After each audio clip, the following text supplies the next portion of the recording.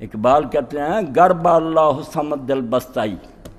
اگر سورہ اخلاص تو پڑھتا ہے اور اللہ الصمد پڑھتا ہے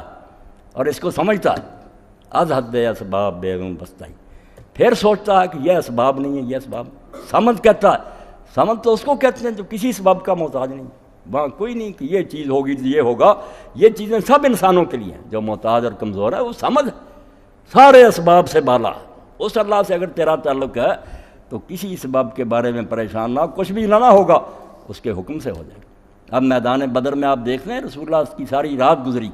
آپ نے اپنے لیے کھجوروں کا بنوا لیا ایک چھپر شاخوں کا عریش،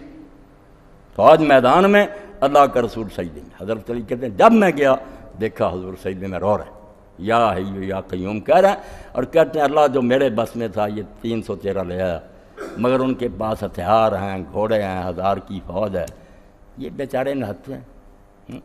اب اگر یہ ہلاک ہو گئے تیرے دین کا نام کون لے گا؟ 15 سال کی محنت کے بعد یہ بندے بنے، مدد فرما۔ اتنی عاجزی آپ نے کی کہ کھڑے کھڑے پھر آپ کی چادر مبارک بھی کندھوں سے گر گئی،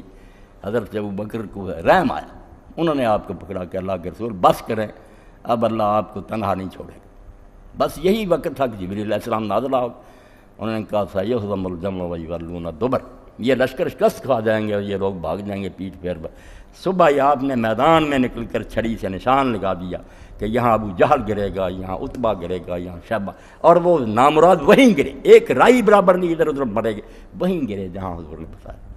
اور 70 کی لاشیں گڑھے میں پھینکی گئیں، اور کنارے کھڑے ہو کر حضور نے کہا کہ دیکھا انجام پھر میری مخالفت کیا ہے، جو میں کہتا تھا حشر یہ ہوگا ہوا۔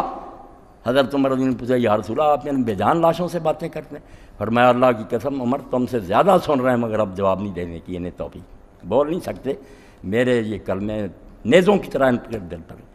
تو اس وقت پھر اللہ کے رسول نے ایک مٹھی لی نا، میدان سے ایک مٹھی لی ریت کی،